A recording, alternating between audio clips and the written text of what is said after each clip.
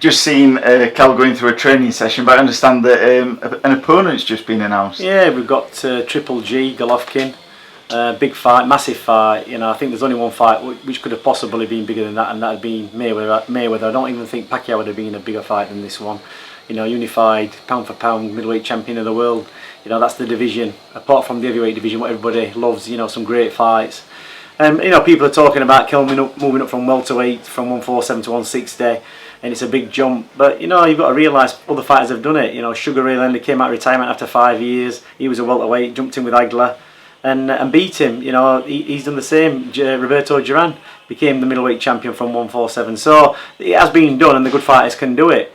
And you know, hopefully on the night, Kell's gonna do the same thing. Obviously, he's going up to middleweight. It's a weight that welterweight's always been one where people have said that Kell's a big fighter. So does it make your job a little bit easier being able to let Kell loose a little bit more? Well, he always trains on. He's still got to train down to the weight. He's still got to train to a weight what's going to keep him fit. He's still got to come into the ring at his ideal fighting weight. It's not just about, you know, clapping weight on. And back in the day, you know, when we had these weigh-ins, when you used to have to weigh in on the day, if that was the case, Kell would have probably been a middleweight. So he's got the build for it. You know, he's got the frame. I mean, Golovkin's probably about an inch taller than Kell.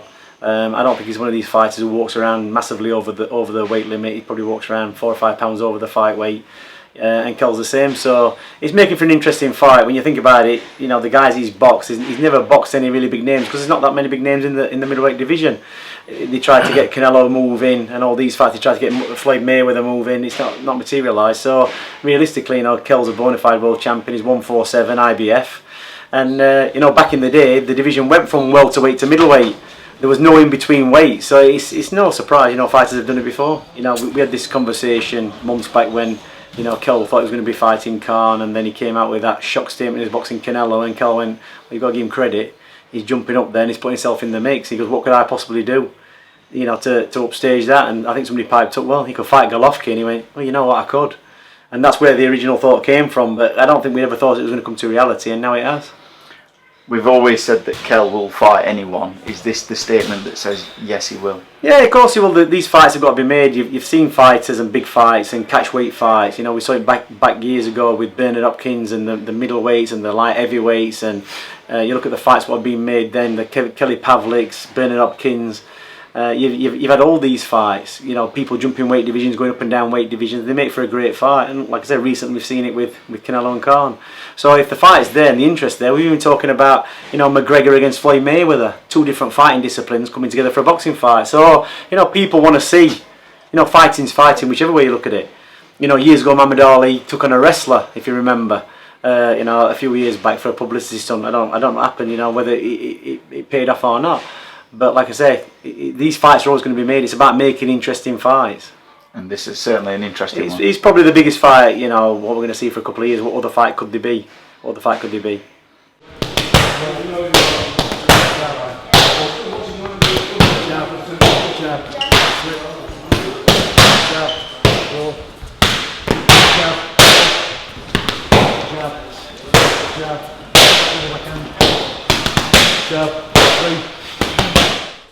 You know, a welterweight jumping up to middleweight, that makes it, you know, more exciting for everyone watching.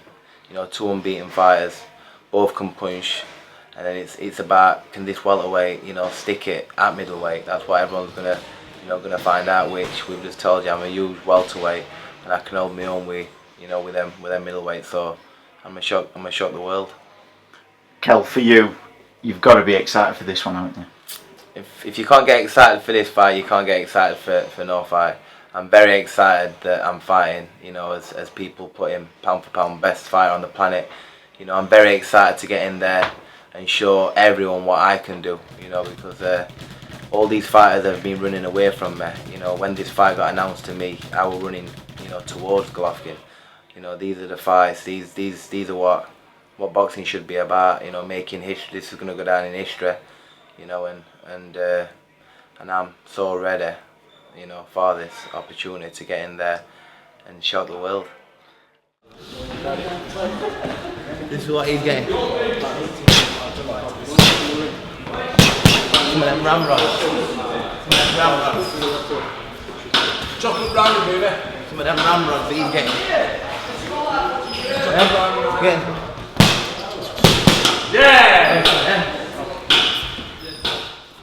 how difficult has it been keeping this under wraps, knowing that you were about to say, I'm fighting the most feared fighter on the planet and I'm going to go and beat him? Yeah, it's been hard. As soon as Eddie put it to me, straight away, I jumped it and said, I want that fight. No hesitation. So it's been hard keeping it under my hat, but it's out now, and we've got a tough camp ahead of us. We've got to come up with a perfect game plan. We've got to use absolutely everything I've used in my 21 years. Lacing them gloves up. It's got to come out on September 10th in London. That's it. It's at London. Obviously, we're expecting a sellout. Tactics, I imagine you've already got a few ideas down. Yeah, I'm saying, it's... We don't need to tell you about it. We don't tell tactics, but the thing is, we always come up with a plan. He did it with Sean Porter, went to America, executed the plan. Some people said it wasn't the best fight they'd seen, but if you look at Thurman and Porter, how they knocked lumps off each other last time, it just shows that, Thurman's vulnerable. I think Kell made a better job, came out with less damage and did more damage to Sean Porter. That's what boxing's about. So we'll come up with some plan. We'll have a look at Golovkin. We've been watching him for years anyway, obviously, because he's a great fighter. He's faced one of Abel Sanchez's fighters before in Carson Jones. The first time round was a nightmare. The second time round we got it under wraps and Kell knocked him out. So it's this time we're fighting Abel Sanchez's A-game fighter. So we'll see what happens. A-game, Brook game. That's exactly it. We're going to come up with a perfect game plan, and we're going to execute it on the 10th. There'll be no stone unturned, obviously. In such a fight with this much magnitude, we're going to go in there 100%. And for you, Kell, now that it's been announced, now that it's been on Sky Sports, social media's just exploded. Can you relax and just get on with the job in hand? Yeah, I think now everyone knows it's about training, very hard, and listening and going and getting the work done. Getting the right sparring partners, getting it all together and making it gel. That's exactly what we need to do now, and everybody knows. It's gone crazy on the social media side, but I don't want to get drawn into any of that. I want to concentrate, on Triple G, and he's going to be on my mind now for the next 9 weeks. And for you, from a personal note, people have said before about opponents and whether you are willing to fight someone. Just how happy are you to basically shut everybody up and then perhaps even shut the boxing world up on September 10th? I've got in there. No other fighter will do it. Most avoided. I've gone up. I've said I'll fight him. No problem. So people saying, oh, you haven't fought this guy, you haven't fought that guy. I ain't got no control of that.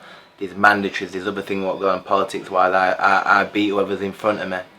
This come to me. I'm taking this fight because I want the best fights, the biggest fights out there in the world, and you don't get no bigger than Brook, Triple G. Have you got a message for your fans directly and for Triple G? Just watch this space. Very soon I'm going to be the new undisputed middleweight champion of the world. Triple G, watch out for KB, over and out.